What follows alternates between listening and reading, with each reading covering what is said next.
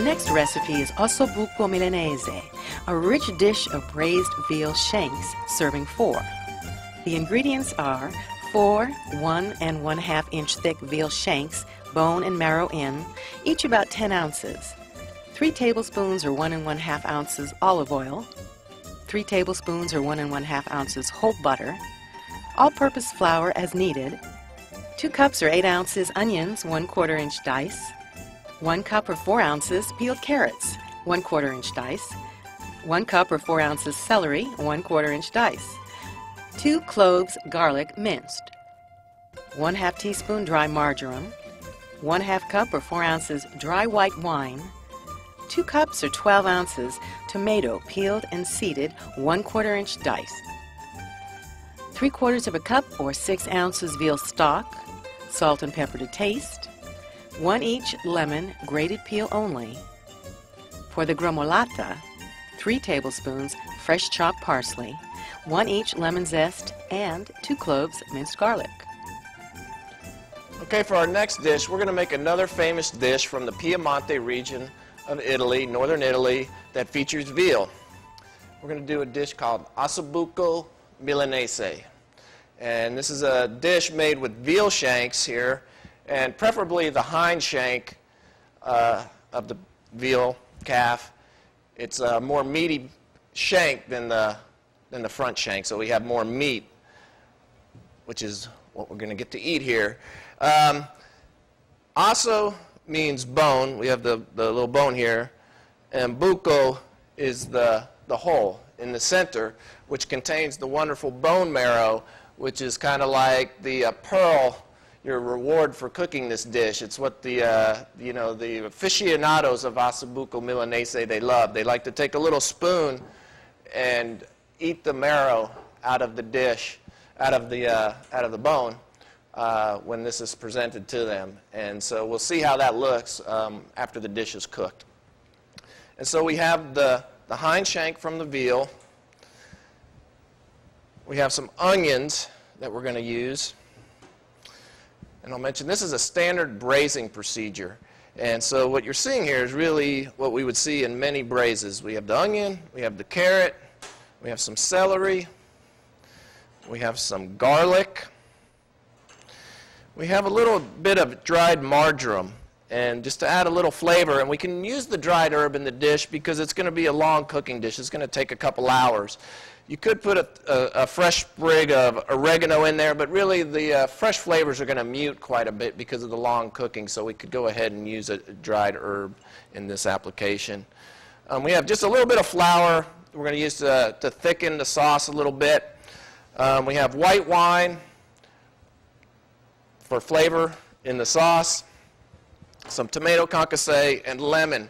And the lemon is really going to add a nice perkiness to this dish. It's going to help bring all the flavors through. And I think it's an important element. I think the dish could be a little flat if you don't use that lemon. It really does add a nice touch to the dish. So I want to show you real quick to truss the shank. I'm going to put on some gloves for handling the veal. And what we want to do is we're just going to take a piece of string and wrap it around the shank a couple times. And the idea is that we're just going to hold the meat onto the bone so it doesn't fall off. And it's a very simple procedure. I'm just going to take the shanks. They've been trimmed up pretty well. And just going to go around a couple times and tie this. And when this dish is fully cooked, it should be very tender. The meat, it's a braised meat, should be fork tender. And so we want the meat to stay on the bone for presentation purposes, so we'll truss it and then we'll cut that off later.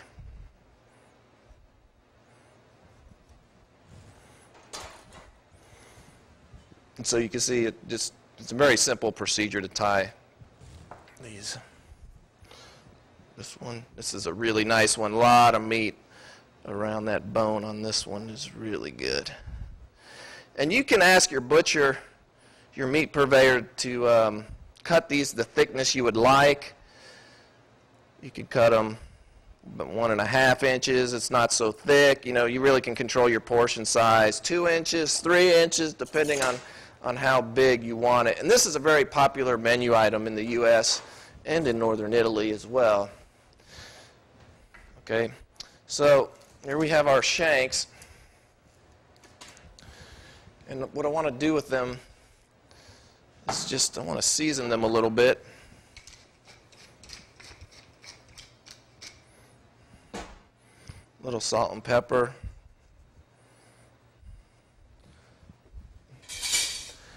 And while they're seasoning, I'm going to turn on our pot back there, get it preheated.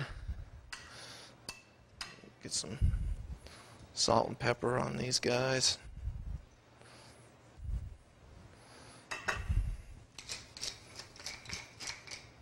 I'm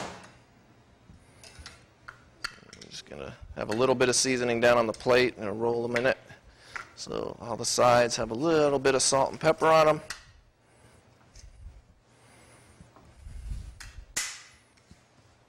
Okay, nicely seasoned. Have a nice heavy-duty cast iron pan back here. It's going to really hold the heat, disperse it nicely. And to that, I'm going to add a little bit of olive oil. And you're going to see this is kind of typical in the Italian cooking, to use a little bit of olive oil and to use just a little bit of butter. We're going to have the flavor of the butter. The oil will help raise the burning or smoking point of the butter. We'll get that butter flavor through, but we won't really get the browning of or burning of the butter. Okay, and what I want to do, I just want a really light dusting, okay, on these. I'm going to bring these over to the stove over here.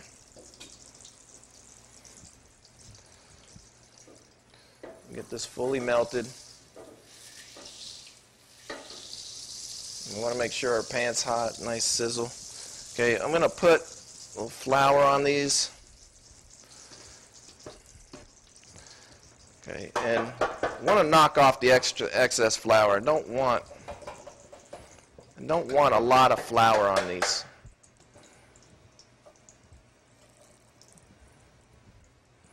Okay, got a little sizzle going, that's good.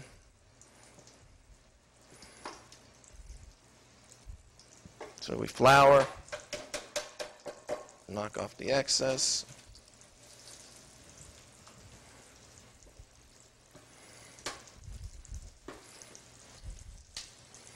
And this is great utilization of kind of an underutilized cut in some ways of the shank.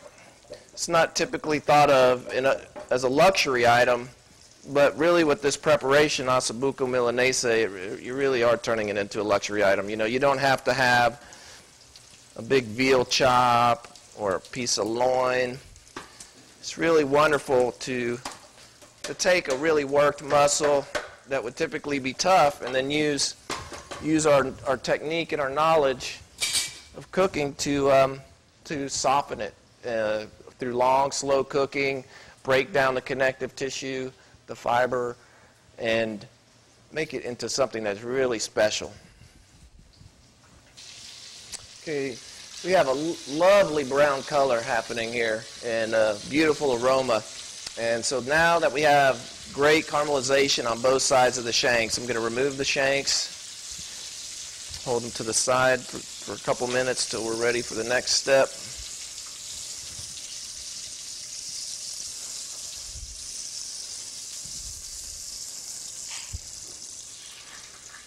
Just looking at how much oil I have in there, if I want to take any out or if that's a good amount. I'm just going to take just a little bit of the oil out so I don't have too much grease in my braise. So now what I'm going to do is go into the pan with the aromatics, release the fond off the bottom of the pan, standard braising procedure. I'm going to put some onions.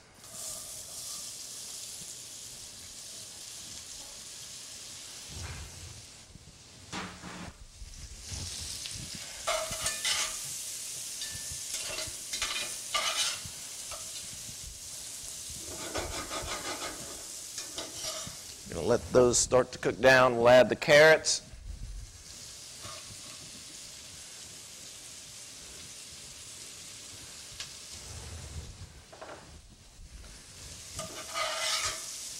And here we're in the flavor building process, step by step.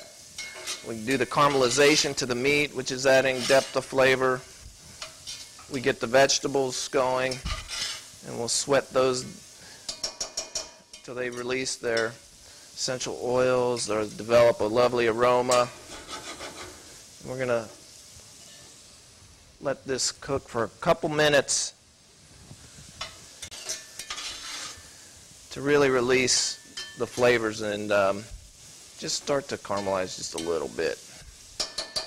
So we're gonna let the carrots and onions cook for a couple minutes, and then we'll continue adding the aromatic vegetables to the mixture. Our onions are starting to get translucent. The aroma is great. Carrots are starting to soften. I'm going to go in with the celery. Get that stirred in. We're not really looking to caramelize this mirepoix as we would in some recipes. Really just looking to release the flavor of the vegetables. Next I'm going to add the garlic.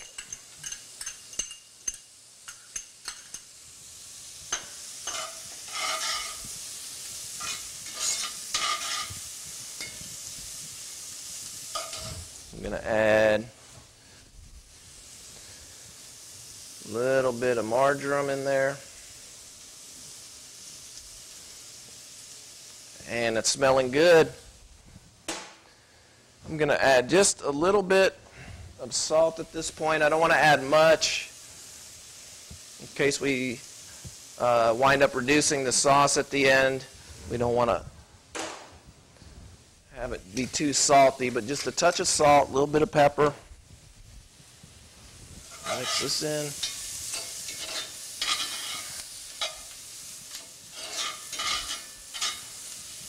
This is really coming together and it's smelling great. I'm going to add just a little bit of flour. The meat has a little flour which will help thicken. I'm just going to add just a little bit of flour to this. About a tablespoon to 2 tablespoons of flour for the 4 shanks.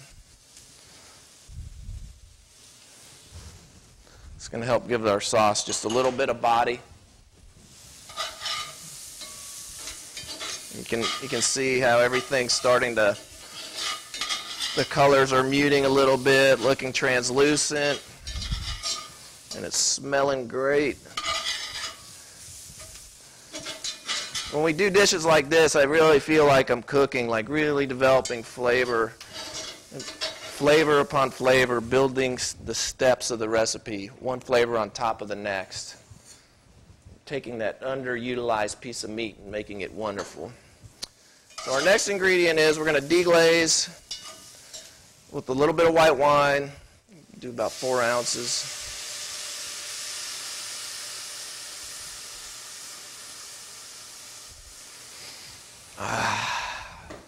To me, it's one of the best smells in the world. I love, braising is one of my favorite techniques, and I love the smell when you add the wine to the mirepoix and the fond is in there and the aromas. It's just, you know, good things are happening at that point. So we're just going to let the alcohol cook out a little bit. And this thicken up just a little bit. And then we're going to go in with our next ingredient, which will be the tomatoes.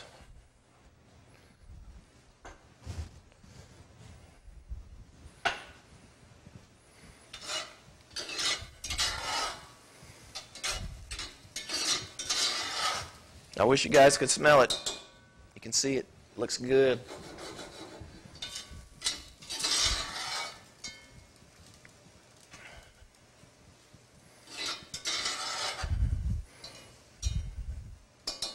I always look forward to braising when fall arrives in the winter. It's a dish you turn the oven on in your house, be on all afternoon and you slowly cook something. It smells great. Okay, so our wine has been evaporated. The alcohol's cooked out. We're going to go ahead and add some fresh tomato concasse to this mixture.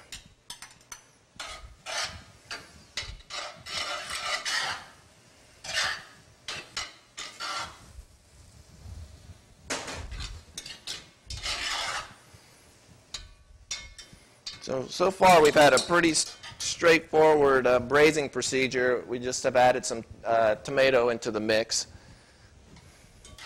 Just going to really help flavor the sauce, give it a great color at the end.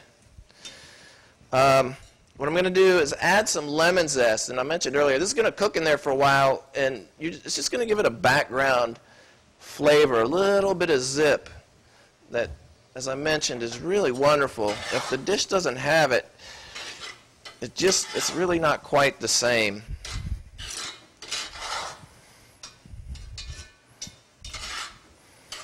So this is looking great. What I'm going to add at this point is I'm going to add a little bit of stock.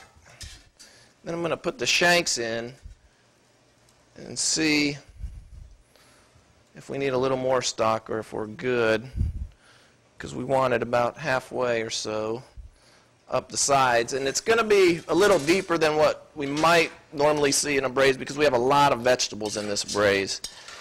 And this is one of the ways this dish is made in northern Italy. Confondore. It's like with vegetables in it. And we're going to nestle these guys right down there into all that goodness.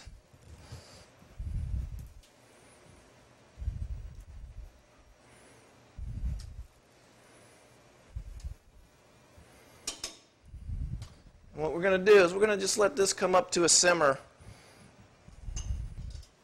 And I want to show you how to do a parchment lid, because what we want to do is we don't want an air gap in here. We're going to put a lid down on there and not have any room for steam. If we have a half a sheet of parchment paper and we fold it in half, we fold it in half again. Okay. And then you start to fold a cone. And the important point to remember is that the tip of your cone is where the fold is, where the whole paper folds together down there.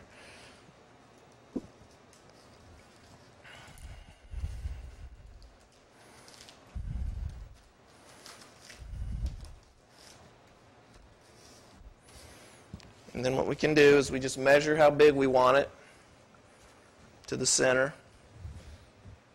Cut back the heat. I don't want this to boil. And just take a knife and cut that how big we'd like it. We push that right down on top.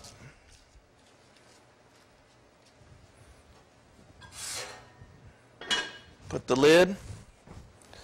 And then this is going to go into the oven.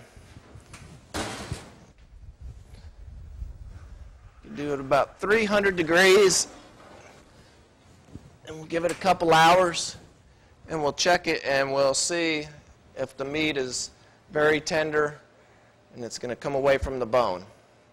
You want it to go low and slow. You could even take the temperature of the oven down a little bit, 275, give it a little bit longer.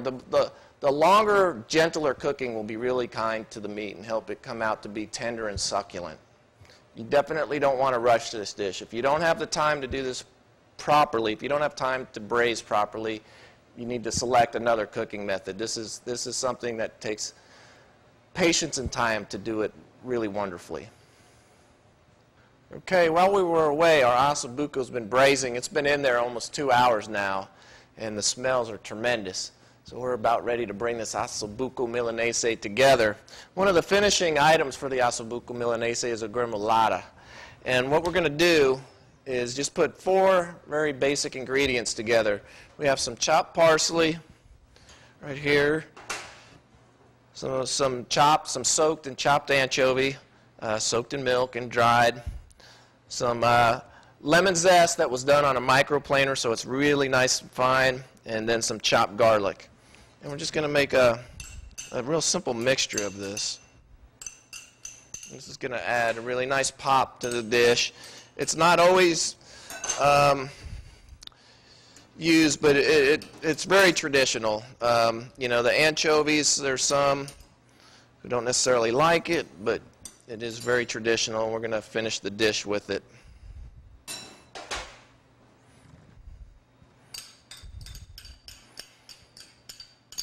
And this really shouldn't need salt because of the saltiness of the anchovies, but I kind of want to mash that in and get it mixed up really well. And just from mixing this, the aromas of the lemon come out really nice. And what's nice, this is really going to tie together the lemon zest that we put into the braise in the beginning. You know, we're going to kind of have that muted flavor of the lemon, that background flavor that has been in there for a long time. And then we're going to have some fresh lemon flavor right here. And some people will put this into the sauce at the end, a little bit of this into the sauce, and then some on top. Some don't like to add it to the sauce, but I think we will add a little bit to the sauce. So this is nicely mixed up. That's ready to go. So let's check on our ossobuco in the oven, and we'll see if the meat's fork tender pulling away from the bone.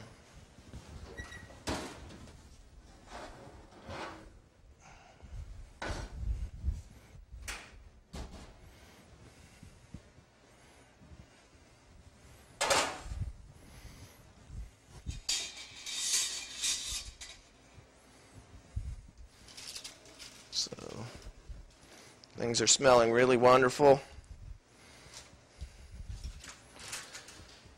And we just want to, you can take a fork or a pair of tongs. If you can see, the bone is loose. Like if I pull too hard, I'm going to pull the bone right out. I don't want to do that. So I'm going to handle these pretty carefully.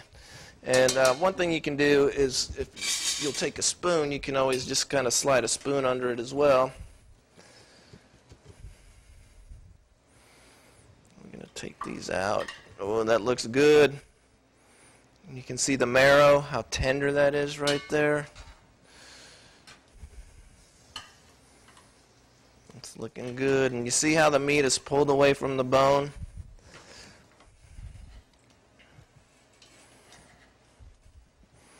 And our string has helped hold these together.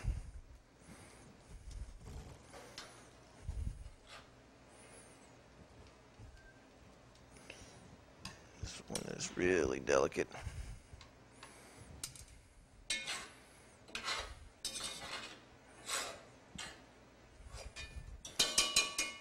Okay, and I'm just going to put the parchment lid, set that on there to keep those moist and warm for a minute. Now we have a decision to make with this sauce. We can leave it chunky and very rustic and have it plated like it is, or we could puree it and smooth it out and thin it and make it a little more refined sauce. And either way is really fully acceptable. It kind of, a lot depends on, are you looking for a little more refinement, maybe a little bit elevated presentation and texture, smoothness to the dish, or you just want to leave it rustic. And so you can see how this looks now, and we would just put this on the bottom of the plate. So let's puree a little bit and adjust the consistency and use that for a sauce. And what I'm going to do before I actually put some in the blender is I'm going to add just a little gremolata to the whole here, because I don't want it to overpower. I'm going to add a little bit in there. And the saltiness and the garlic, the fresh lemon and parsley is really going to be good.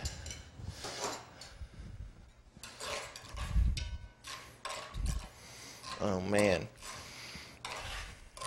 it smells so good. Okay, so I'm going to add a little bit of the sauce.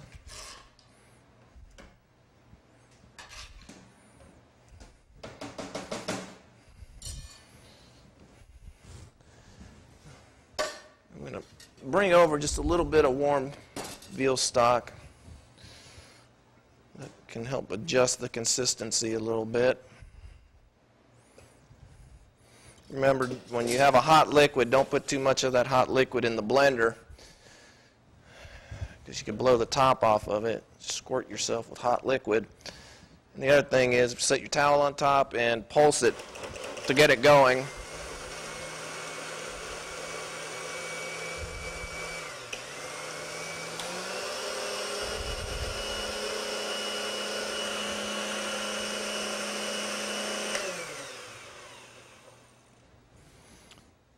See what the consistency. Right now, this is almost like a coulis consistency, which is way too thick for a sauce. So I'm going to add some stock, thin it down a little bit. And you want to make sure you're doing this with a really flavorful stock, because you did all that flavor building. You don't want to dilute it. And what happens when you puree, you notice you get a really nice color to it too.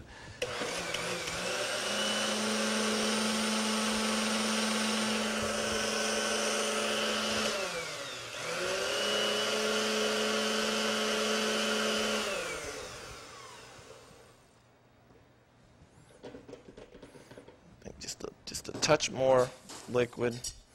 We'll be ready to taste it and to present our shank. And you could put this through a chinois and make it even more smooth and refined, but I don't think we're going to take it that far.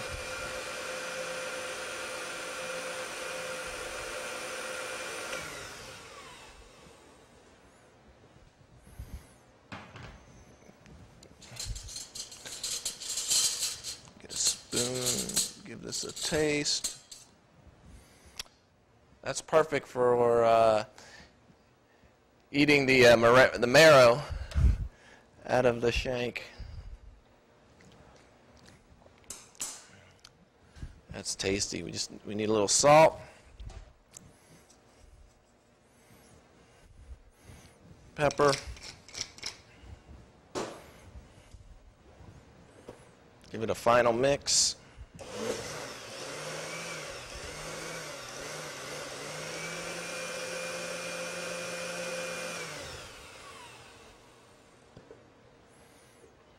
I think we have a nice consistency. What I'm going to do is I'll put down just a little bit of sauce in the bottom of the plate here.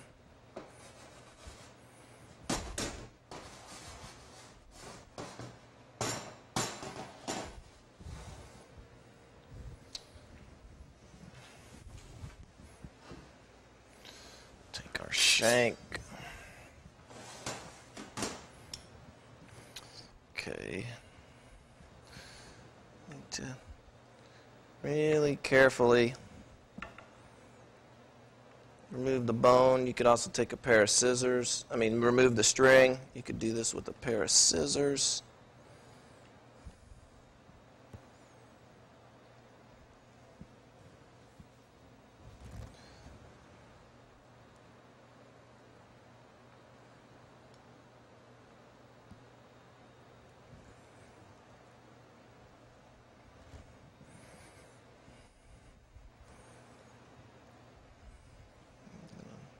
Set that down in the sauce there.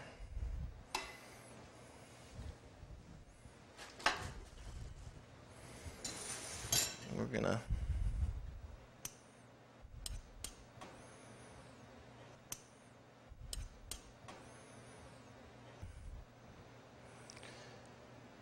I'm just going to top this with a little bit of the gremolata. And traditionally in Italy, like if you order something like an ossobuco, it's going to be an a la carte item. And if I order ossobuco milanese, I'm going to get a plate of ossobuco milanese. I'm usually not going to get it served with the risotto and a vegetable on the same plate. I'm not going to do an American style or a French style composed plate typically. And this is a big portion, and this would be served on a plate as is. For a complete course. Again, You don't have to puree the sauce. You can leave it chunky. You might want to nappe the item with the sauce, but I just chose for this presentation today to put the sauce underneath it and to top it with a little bit of the vibrant gremolata. And you can see the really soft marrow in there. You would take a little spoon and you would eat that marrow out of there, either just out of the spoon, or some people prefer to put it on a nice piece of country bread and eat it in that manner.